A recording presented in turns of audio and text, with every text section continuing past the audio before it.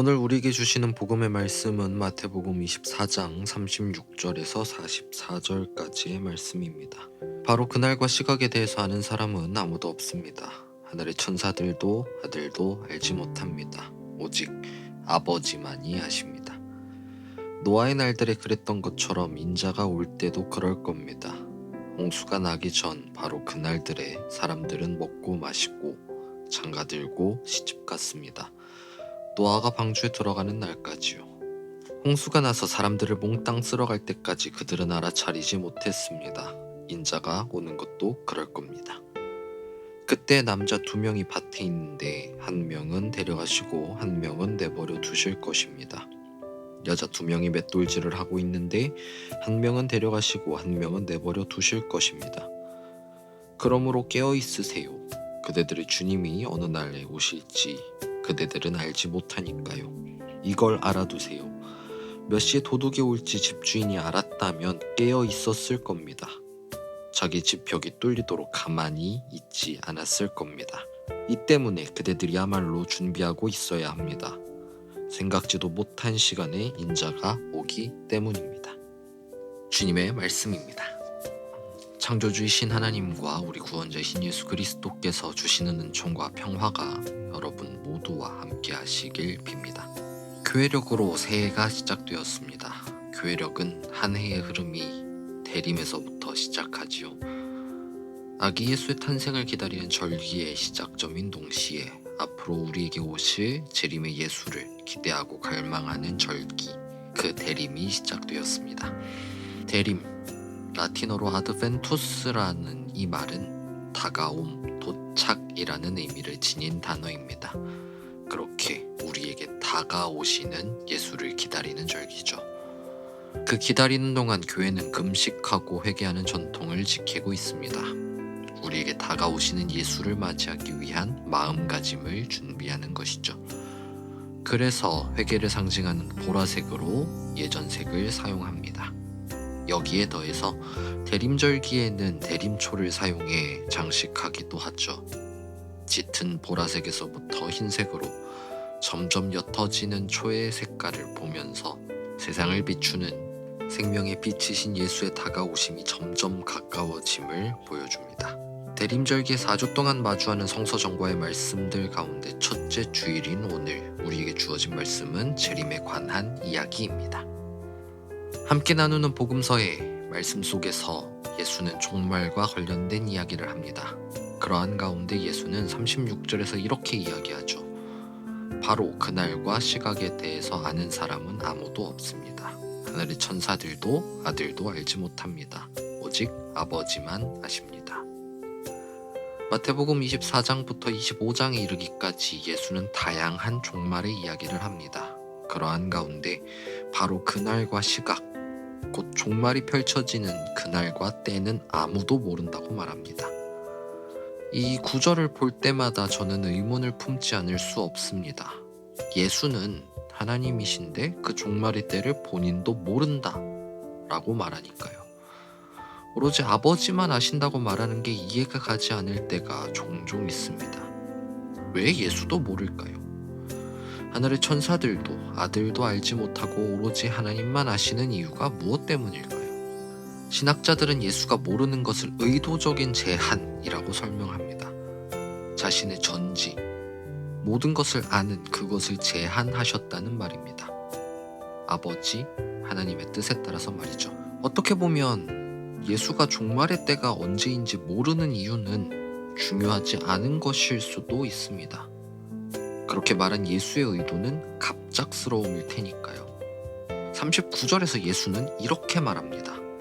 홍수가 나서 사람들을 몽땅 쓸어갈 때까지 그들은 알아차리지 못했습니다. 인자가 오는 것도 그럴 겁니다. 아무도 모르게 갑자기 재림의 때, 그 종말의 때는 들이닥칠 겁니다. 그 들이닥친 재림의 때, 종말의 때에는 선택의 사건이 펼쳐집니다. 40절과 41절은 이렇게 이야기합니다. 그때 남자 2명이 밭에 있는데 한 명은 데려가시고 한 명은 내버려 두실 것입니다.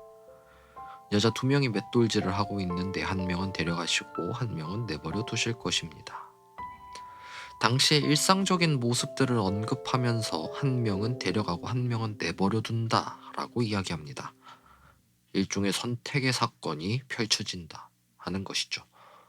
여기서 데려간다라고 번역된 단어는 그리스어로 파라람바노라는 단어를 씁니다. 근데 이 단어는 마태복음에서 쓰인 용례들을 볼 때 주체가 스스로 선택하는 장면에서 사용하는 단어입니다.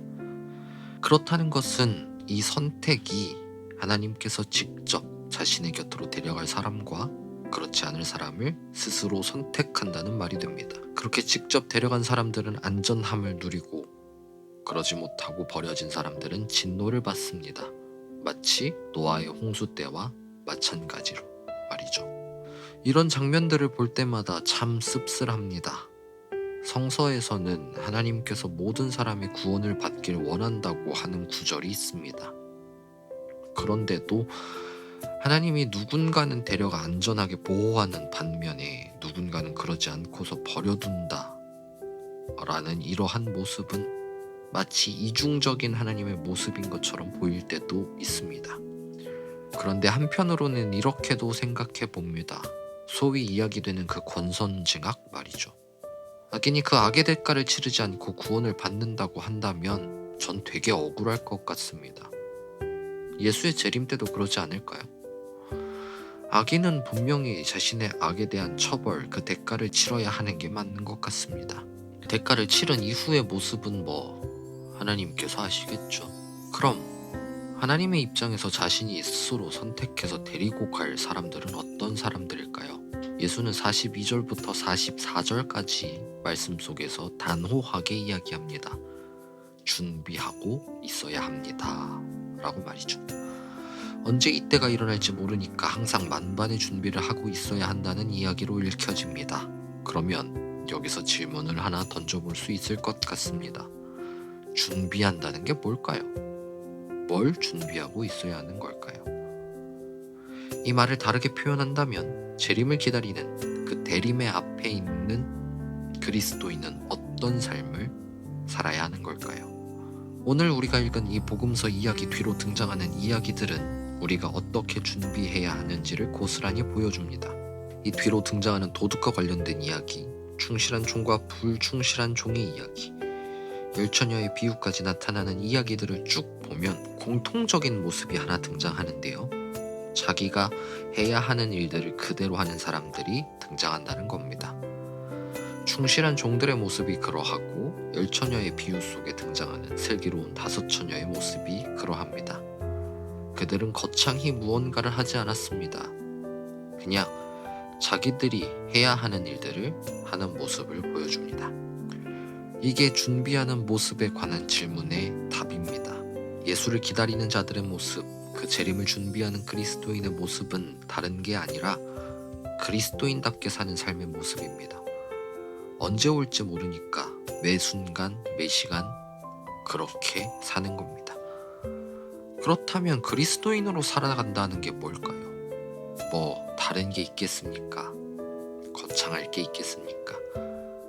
예수의 제자로 작은 예수로 살아가는 그 삶의 모습, 그 모습입니다. 예수께서 하셨던 것처럼 사는 그 삶의 모습입니다. 그 모습은 하나님을 사랑하고 이웃을 사랑하는 것이자 우는 자와 함께 울고 웃는 자와 함께 웃는 삶입니다. 불의 앞에서 참고 불의를 동조하는 것이 아니라 정의를 외치며 하나님 나라를 실현해 내는 삶입니다. 그런 삶의 모습을 사도 바울은 이렇게 이야기합니다. 사랑은 겉따르고 속따르지 않아야 합니다. 악한 것을 혐오하고 선한 것을 꽉 붙잡으십시오. 형제 자매의 사랑으로 서로 아껴주고 서로 존중하는 일에 앞장서십시오. 열정이 식지 않게 하고 마음이 뜨거워져서 주님을 섬기십시오. 희망 가운데 기뻐하며 큰 어려움 가운데 견디십시오. 기도에 정성을 쏟으십시오. 성도들이 어려울 때 함께 도와주고 나그네 대접하기를 힘써 추구하십시오. 여러분을 박해하는 사람들에게는 복을 빌어주시고 악담은 하지 마십시오. 기뻐하는 사람들과 함께 기뻐하고 우는 사람들과 함께 우십시오. 서로 같은 마음을 품으십시오. 주제넘은 생각을 버리고 낮은 처지의 사람들과 기꺼이 어울리십시오. 스스로 슬기롭다고 착각하지 마십시오. 아무에게도 악을 악으로 갚지 말고 모든 사람이 보기에 훌륭한 일에 마음을 쓰십시오. 여러분 쪽에서 할 수 있는 일이라면 모든 사람과 평화롭게 지내십시오. 사랑하는 여러분, 스스로 안갚음하지 마십시오. 오히려 하나님의 벌하심의 자리를 내드리십시오. 성경에 이렇게 적혀 있으니까요. 안갚음은 나의 일, 내가 되갚아줄 것이다. 주님이 하시는 말씀입니다. 오히려 이렇게 적혀 있습니다. 네 원수가 배고파하면 그에게 먹을 것을 주어라. 목말라 하면 그에게 마실 것을 주어라. 이렇게 하는 것은 불타는 숯을 그의 머리 위에 쌓아놓는 것이니까.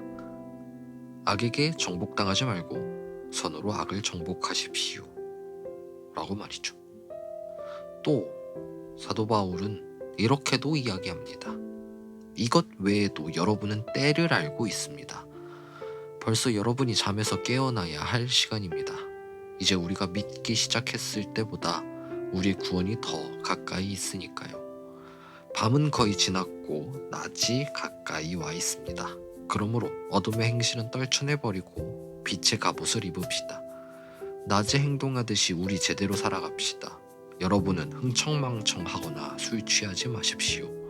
성문란에 빠지거나 멋대로 놀아나지 마십시오. 다투거나 시샘하지 마십시오. 오히려 주 예수 그리스도를 옷으로 입으십시오. 육신의 마음 쓰다가 욕망을 채우는 일에 빠지지 않도록 하십시오. 라고 말이죠. 이뿐만 아니라 이사야 예언자는 이렇게 이야기합니다. 야곱 집안의 사람들이여 자 걸어갑시다. 여호와의 빛 가운데서 라고 말이죠. 함께 말씀을 나눈 여러분, 교회의 새해를 시작하는 오늘 우리네 삶을 돌아봅시다. 다시 오실 주님을 기다리는 그 준비된 자의 모습으로 살고 계신지요? 우리의 삶이 예수의 제자다운 삶이 맞는지요?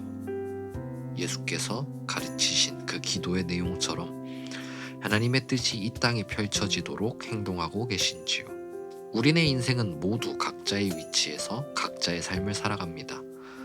그래서 구체적으로 어떻게 행동해야 하는지는 제가 일일이 다 말씀드릴 수 없습니다. 각자의 위치에서 어떤 삶이, 어떤 행동이, 어떤 말이 예수의 제자다운 말과 행동인지, 예수의 제자다운 모습인지는 말씀을 나눈 여러분들이 더 잘 아실 테니까요. 그리고 그 모습은 쉬운 모습이 아님을 서로가 너무 잘 알고 있습니다. 그래서 오늘 예수는 깨어있으라 라고 말한 게 아닐까 싶습니다. 정신을 바짝 차리고 우리의 삶을 매 순간 점검하면서 예수의 제자, 그리스도인, 작은 예수라는 그 타이틀에 걸맞은 삶이 되도록 말이죠. 그렇게 매 순간 깨어 정신 바짝 차린 채 예수의 제자다운 삶을 살아내고자 발버둥치는 우리에게 모든 지각 위에 뛰어난 하나님의 평강이 그리스도 예수 안에서 여러분의 마음과 생각을 지키실 것입니다. 아멘.